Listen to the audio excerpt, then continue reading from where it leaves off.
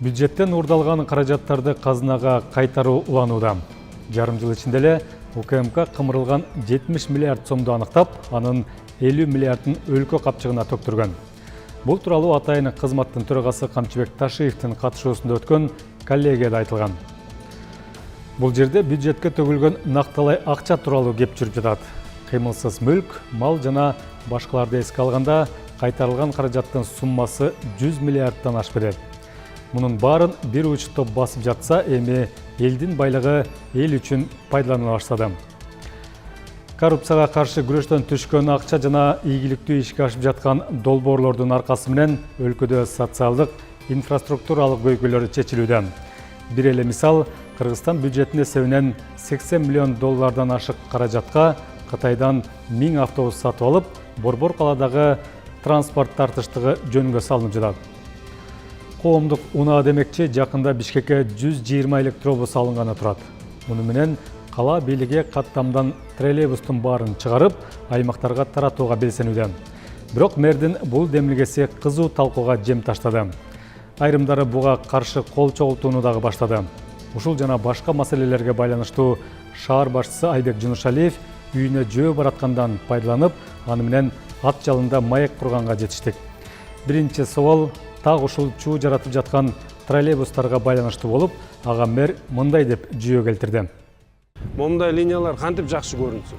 Бишкек шаардын бул деле борбордук жолу.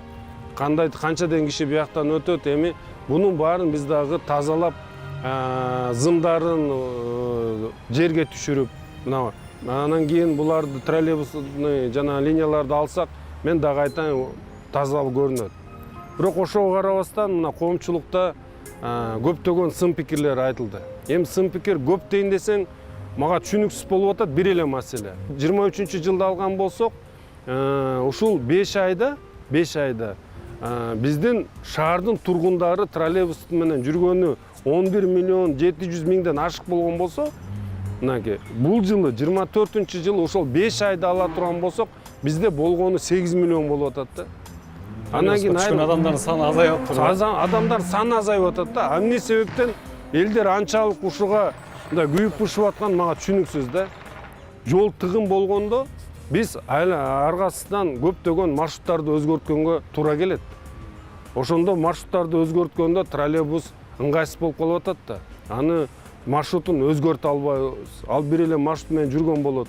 Анан кийин эми көп учурда мен ушу көп айтып аткандай троллейбус эң арзан коомдук транспорт, ал деген эч бир жанакындай күйүүчү заттарга муктаждык жок деген нерсе бул дагы калп да. Эми бул туура эмес түшүнүк.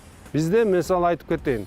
Мынакей 110-115 троллейбус жолго чыгат да.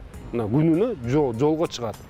1200 автобуска биздин жергиликтүү бюджеттен каралып аткан субсидиянын көлөмү 638 миллионду түзөт.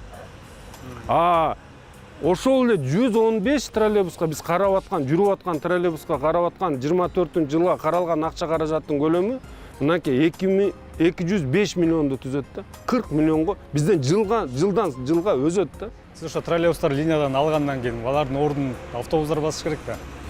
Ошол автобустарды биз камсыз кыла алабызбы? Мисалы эмнеге биз 115-120 троллейбус чыгып атат деп мындай чаң салдык да.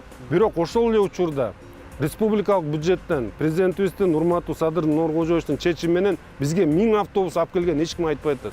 Эмнеге? Акыркы 1000 автобустун 250 келди. Растамошкадан өтүп атат, жакынкы учурда Бишкек шаарына келет. 120 троллейбус менен 115-120 троллейбус менен салыштырмалуу 250 автобус уже эксе жок көп болуп атат. Экесе көп. Бирок ошолго карабастан биз дагы ошол троллейбустун ордун толуктайбыз деп. Бизден жанакы кызматкерлерибиз да бар да, троллейбус айдап көнүп калгандар. Бизде электробус алып келебиз деген аракетибиз бар. Тендер өткөн, компания белгилүү. Эми аны дагы биз өткөргөн эмес. Ал деген АБР аркылуу бизге келип аткан акча каражат менен бүгүн электробустар алынып атат. Анын саны бүгүнкү күндө 120. Азыр ошо электробустарды алабыз деп атасыз. Электробустарды аны электр менен кубаттап туруш керек да. Ошол жабдыктары орнотулуп атабы? Туура. Ал деген бизде Кустанайский деген жер бар. Ал жерге тендер ойнотулган. Анан кийин анын жыйынтыгы чет өлкөгө жиберилген болчу. Ал жерден азыр чечим кабыл күтүп атабыз. Чечим кабыл менен биз ошолорду эмесин станциясын куруу маселеси турат. Ошол курулуп бүтүрөр менен эле бизге ушул 120 электробус келет. Анын баарын биз бул жылы аяктап бүтүрөйүн деген аракетибиз бар да. Андан сырткары ушу жол тыгынын жоюу боюнча кандай иштер жүрүп атат? Кошумча жол салуу. Бул жылы 6 көчөнү оңдоо иштерин, реабилитация иштерин пландаганбыз. Анын бири жолду жаңы салуу, куруу боюнча реконструкциясы. Анан болгону 20%га чейин эле акчалар төлөндү да. А ишти болсо 70-80%га жеткирип атабыз. Мурунку тажрыйбаны алган болсок, ал жерде тескерисинче 70-80%га чейин акчаны төлөп, көптөгөн көчөлөрүбүз мына бизде 18 көчөнүн азыр эсеби бар. 23-жылы жайында башталган бүгүнкү күнгө чейин бүтүрө албай жүрүшөт да. Туура, чоң жолдор жасап атасыздар.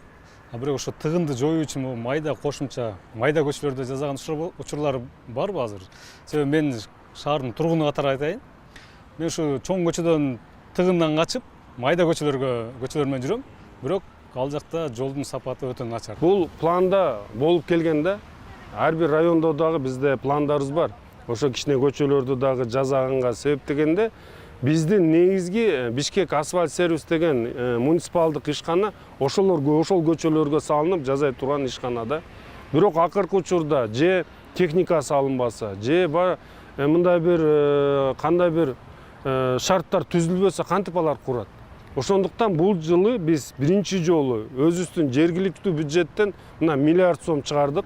Миллиард сом менен биз деген өзүбүз муниципалдык ишканалардын жанакы кызмат көрсөтүп аткан ишканалардын техникасын алып атабыз.